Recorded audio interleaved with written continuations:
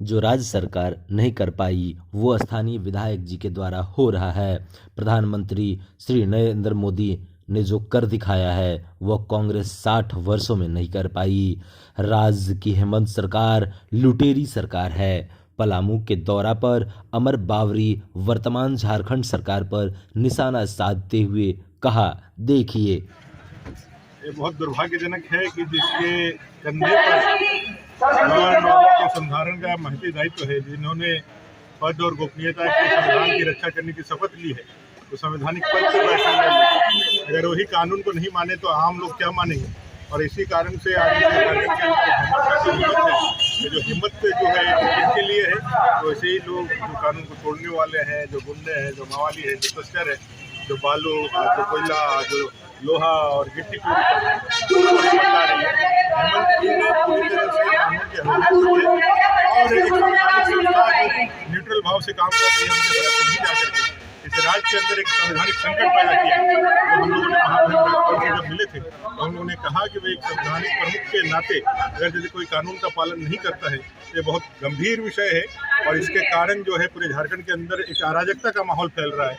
क्योंकि जो उन्होंने जो काम किया है, जिसके कारण से है वो कानून के शिकंजों में फंसे हैं, आज उससे बचने के लिए अपने कार्यकर्ताओं को किसी भी हद तक जाने के लिए वो आह्वान कर रहे हैं। इसका मतलब है कि संवैधानिक पद पर बैठा हुआ व्यक्ति अराजकता कानून तोड़ने के लिए लोगों को उकसा रहा है। अच्छा, शशिभूषण मेहता जी जो काम सरकार को करना चाहिए तो हमारे विधायक जी कह रहे हैं। जब से नरेंद्र भाई मोदी किया है, गाँव गरीब किसान दलित आदिवासी वंचित महिला युवाओं के लिए काम कर रहे हैं, उनके हक अधिकार का पैसा, उनके हक अधिकार की चीजें उनके हाथों में दे रहे हैं। लेकिन कांग्रेस जब सत्ता में थी, देश की आज़ादी के बाद जब से सत्ता उनके पास आई 1950, कांग्रेस के भ्रष्टाचार से ही ये देश चालू हुआ। 1950 में पहली बार जीप घोटाला चालू हुआ। वहाँ से लेकर के एक लंबा इतिहास रहा है, चाहे स्पेक्ट्रम घोटाला हो, 3G घोटाला हो, चाहे फिर कॉमनवेल्थ घोटाला हो, रिसोर्स घोटाला हो, कई एक घोटाले कांग्रेस के साथ जुड़े हुए। और ये सरकार हमेशा से जो है घोटालेबाजों की ही रही है।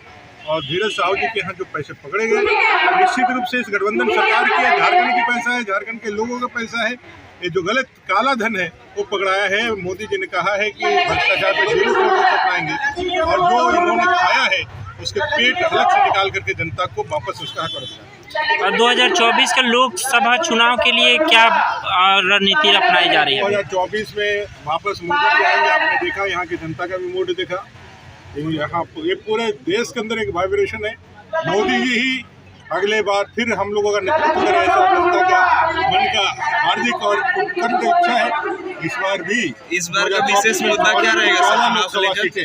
14 लोकसभा सीटें हम लोग जीत करके धन्यवाद। इस बार चुनाव का विशेष मुद्दा सर भ्रष्टाचार है, बेरोजगारी है, युवाओं के साथ धोखा है।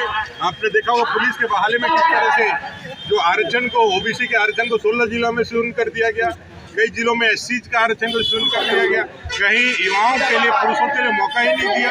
पूरी तरह से अराजक हो चुकी सरकार है जो नियम कायदा कानून से नहीं चलती है।